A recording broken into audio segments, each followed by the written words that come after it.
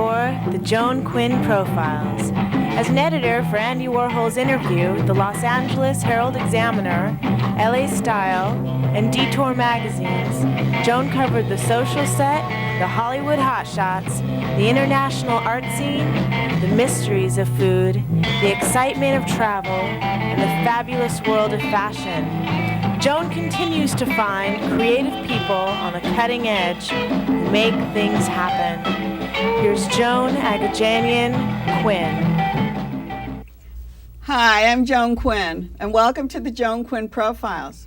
In the studio, waiting to be profiled, is Arnold Simon and party planner Susan Silverman.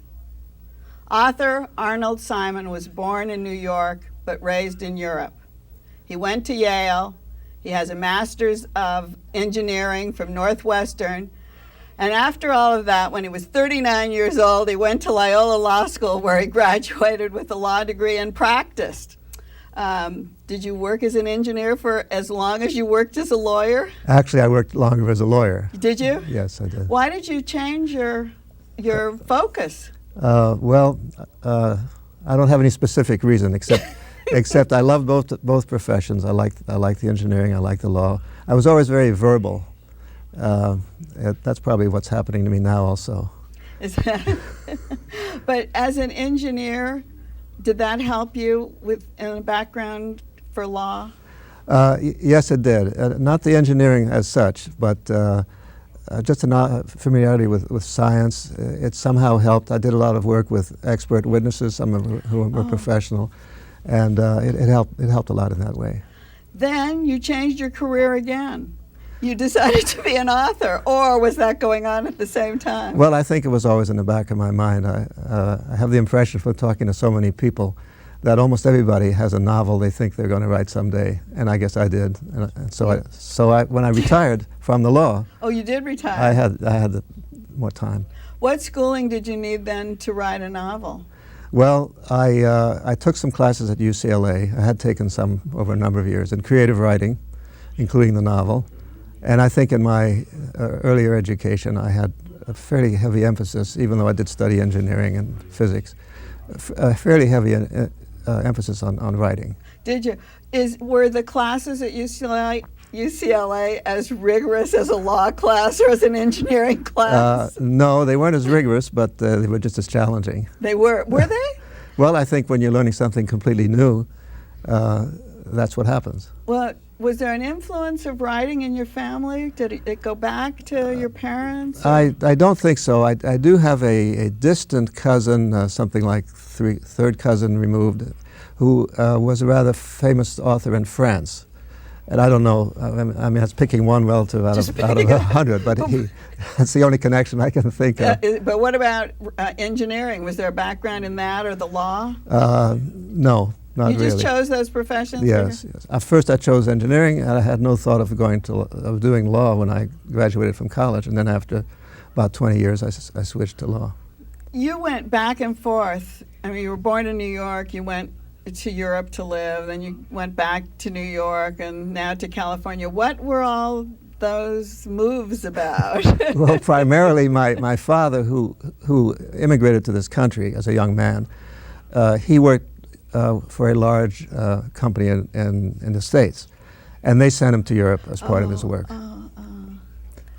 So that's where you were back and forth? Yeah, and he was born in Europe, and so I had actually some relatives whom I had never seen in Europe, so when we moved over there. I see.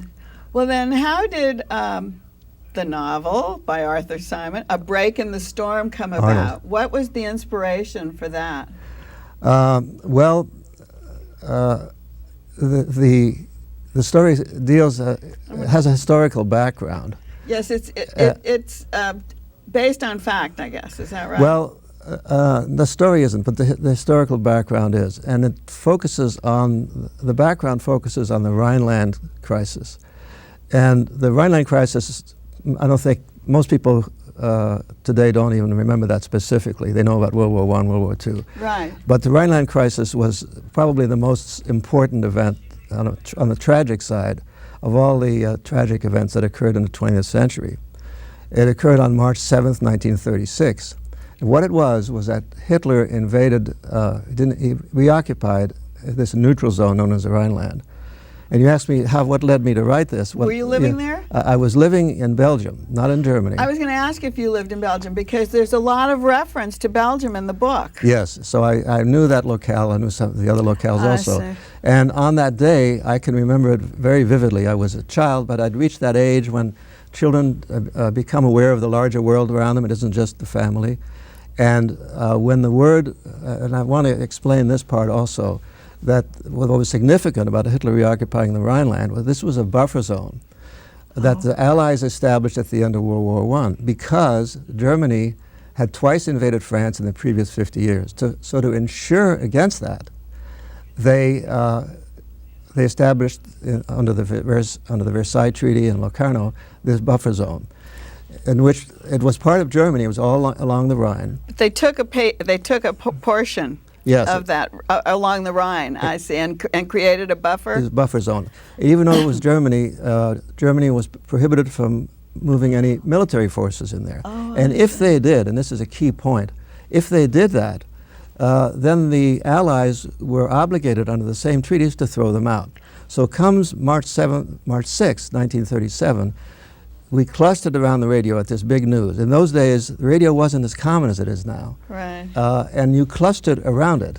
And I can remember sitting next to my grandfather, looking at the radio. At the radio, yes. As this news came in, it was a horrendous prospect because where we were in Belgium, we were only like 60, 70 miles from Germany. And so we wondered what the news was going to bring and what the Allies were going to do about it. In the end, they didn't do anything. And that is what had a terrific impact on me. And over the years, I've stuck with that, and that gave me the idea for this. Well, it's like one section, 1936, another section, 1936, another section, 1936. You told the stories in those different ways. There are sections in between those which are basically flashbacks, but they tie into the story in a way that it isn't just, oh, he remembered, blah, blah. Yeah. So, yes. Your main character, you mean, remembered. I'm saying yes, it deals with several periods, which I thought the simplest thing would be to simply say, you'll see it says 1915. I saw the 1914, yeah. Right. First it was 1935, 36. Yeah, then it goes back. Then it was to 1914, it goes back, and then you do 3 different sections in 36 where, what's his name? Yes. Your character, is he based on you? Well, no, he's not. And there are several major characters in here. The one character is a young German man. And I've always wondered, one of the things that I had in my mind in writing this was, we know of the Nazis, we know of the SS, and we have a sort of a completely negative view, rightly so, I suppose, of what all these Nazis were. But it occurred to me there must have been some decent men, young men, who got sort of drawn up into this Nazi movement. And how would they have handled it if that involved doing things that were against their beliefs and everything they knew? So this young man in the story, his name is Eric, is such a man. His parents died in connection with World War I. His father on the front, his mother afterwards, in the great misery that afflicted Germany. And he hears Hitler promise. Hitler promised the Germans everything they wanted to hear. He would bring back the prosperity that they had lost. Right. He would bring back the glory, and he would avenge what they considered was the wrong done to them by the Allies. He signs up, this young man, Stieg, and the rest of his story is the price he has to pay because of those beliefs as reality sets in. Did you meet people like that? No. You didn't? It wasn't based on me, and I didn't. No, but did you meet young men like that? No, I hear your question. Didn't? No. Oh. But so the question is, where did he come from? Okay, that's the next question. It's implied in your previous Was he a lot of people? I think what it is, and this is true of all the characters in the book, except the true historic personalities who are right. identified as such. I think that characters, in my view at least, are made up primarily of feelings and emotions and how they react. And I think that some of the feelings in some of these characters, including Eric, are probably things that I think somewhere are within me. Not that I am them. No, but I see what you're saying. Yeah. And the same is true of some of the other characters. The other main characters include a man named Stieg, who's Eric's superior. And this man is obsessed with all kinds of lusts and ambitions. He's a bad sort, you might say. So are we going to make a movie out of this? Well, if you want to, you can. Yeah, we don't have a movie deal. I'm not going to resist the idea. What's your next project going to be? Well, I'm working on it, but it's all in my head at the moment. Oh, it is. Yeah. How do you put it down physically? That's the easy part, relatively speaking. I spent more time thinking about this novel and what I would do with it than actually writing it. And I won't say that it was a cinch or anything like that, but that sort of fell into place. But how do you do it physically? Oh, computer, with the computer, handwriting? with the computer. Not on a legal pad, a yellow pad and a pen? No, even at work as a lawyer, we used computer. No, the computer, absolutely. I don't know how the world existed before the computers. It's almost as great a question as what did we do before Kleenex was invented. Just before we leave, just tell me one reason why you wrote A Break in the Storm. Well, I've given you one reason was the historical, and the other was I was fascinated, even though I had created them themselves, by these characters. I see. And there's an immense conflict. There's a woman in the story who is brilliant and beautiful at the same time. She gets tangled up with these two men, and not only as a love affair, but in all of the tremendous conflicts that occur between these people. So I'm going to ask you what A Break in the Storm means. Yes, yes. Well, it refers to the storm. It was the storm of death that was World War I. I see. At the end of World War I, it was believed all over the world that there would never be another war. I see. That was a period of tremendous optimism. And it turned out to be just a break in the storm. That's what it was. Yes. Thank you, Arnold. Well, thank you. It's been a real pleasure. Thank you for being with us, and thank you for watching this part of the show. We'll be right back with Susan Silverman.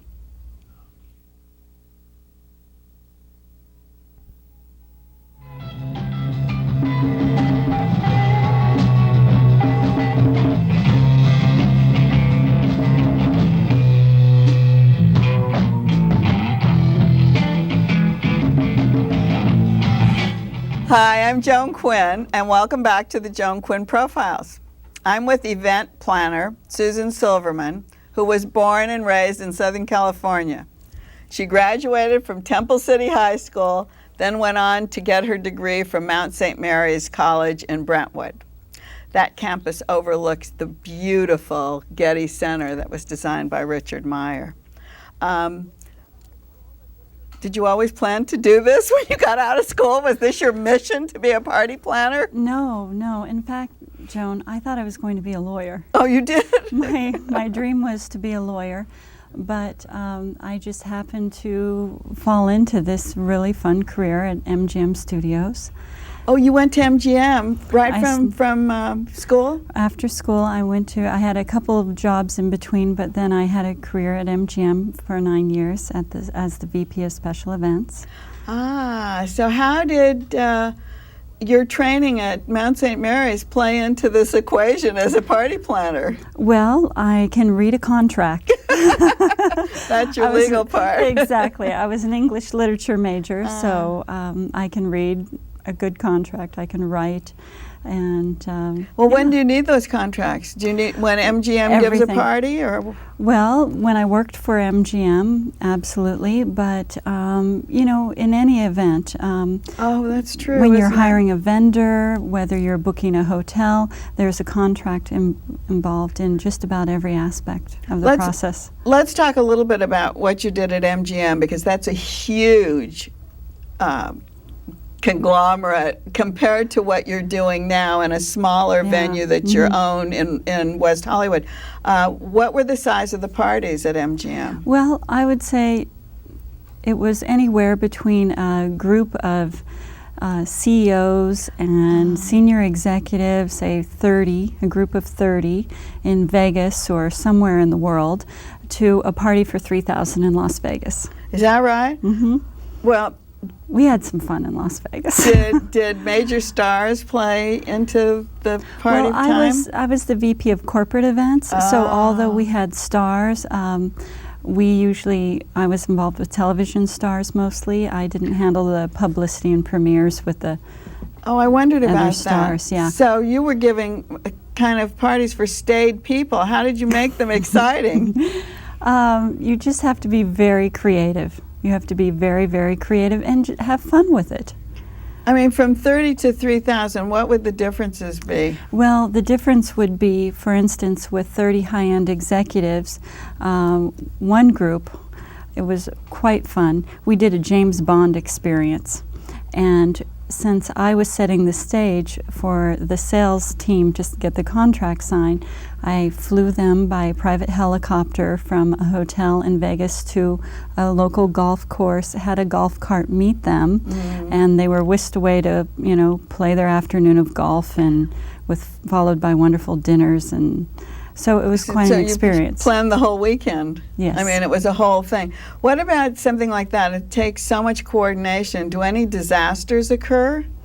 Well, there's always something. And part of my philosophy is that you can't get stressed, you can't let it ruin your event, you just have to go with it. And the key is to not let anybody else know that there was or might have been a disaster. Well, how do you cope? How do you cope? Well, you have to think quick on your feet. That is key. You have to be quick on your feet, and you have to always be gracious but firm to get a solution. There was an instance in France. Oh, good. Tell us. I was waiting to hear something. Trade show booth in the south of France.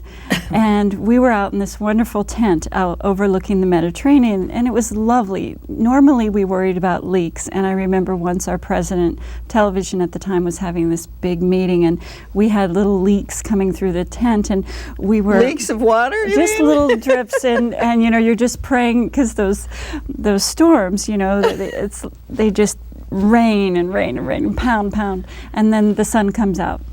So we would just move our little California lemon trees under the drips of water. But this they'd be catching the water? Exactly, and no one ever knew. Is that right? They just thought it was my design to have the trees in the middle of the aisle or whatever, so that worked fine. But one time I smelled a little smoke, and we had these gobo lights with our logo projected on the tent wall, and I looked up and I saw our logo was getting a little crispy. So I very calmly radioed my technician on site, and I said, "We are about to have a fire. Please get over here now." And I went like that, and I went behind, voice? and I unplugged the gobo, and we were just fine. We had a little scorched tent, but it was... Thank goodness. Yeah. Well, because you went from this big studio now, and you talked about that logo. This is your logo now, which is pink and silver, and you have your own lifestyle business. What do you mean by lifestyle, and how are you going to teach that to people? Well, what I wanted to do, Très Chic No is an event planning, lifestyle, and hostess gift company. And by lifestyle, I mean showing people how to do what I do in a sense, how they can have their own little cocktail party, even if they feel they have no style or taste. Classes. You teach them how to do that? Yes, I will have experts, famous chefs, entrepreneurs come on in, and we'll hold very intimate classes. So it's not necessarily you doing their party, it's you're teaching people how to do things. Like if you were going to pull together a cocktail party and you were going to make place cards, or not place cards, we don't want to use place cards at a cocktail party. Let's say a luncheon. Well, at a luncheon, what I like to do, one of the things is, in addition to the event planning, is to show people that they have things in their homes that they can use, everyday things. And for instance, if you're doing a little luncheon or a dinner, you have, say, old invitations or cards around, you really like the design. I keep almost every invitation I get. And because you think you can use it somehow? You can recycle it, or it's a good reference. It's always a good idea. But what I would recommend, if you want to make your own little place cards, and you can do this at home. I know you're going to do it right here. Yeah, exactly. Is you just kind of cut it up. How do you decide while you're doing that? How do you decide about the food?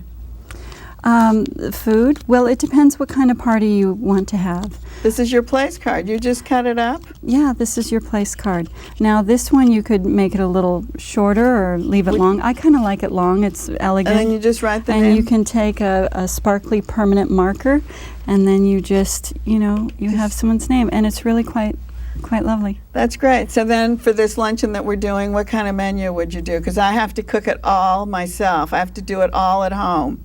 So I'm making my place cards. My invitations actually were the same thing that you had said. They were recycled things, but I cut things out of them and glued them on a card. Make little plain collages. card. Perfect. Is that good? That's perfect. And write the date and time. Well, then if you were going with that look, Joan, I would suggest you have, anything from little tea sandwiches, which are very classic and traditional. And easy to make. But very easy to make at home. And just about everyone has the ingredients for those. Maybe you can buy a few little extra things if you don't have smoked salmon around or a little creme fraiche, but that's easy to pick up. And a child's party. How would you spice up a child's party? It seems like that would be pretty easy, though. Oh, I think most children's parties are around pizza and junk food. Right. What about making a child's breakfast party? What about having different kinds of pancakes? Great idea. Have a little pancake bar instead of hot fudge sundae bar, or you can have a child's breakfast, and that way it's not interfering with nap time or dinner time, or they don't go home loaded with sugar and stay up all night. Yeah, that's a good idea. When I was reading about the things that you did, also in your shop, you're going to be having hostess gifts. I don't know if everyone knows what a hostess gift is and why a hostess gift is important. Well, a hostess gift, I think that it's the way I was raised. You never go to someone's house empty-handed. And whether it's, bringing a bouquet of herbs, that you pick from your own garden. Here we have a little sage, basil, and mint. Oh, you have all 3 different herbs together. Yes, and it makes really quite a lovely, fragrant bouquet.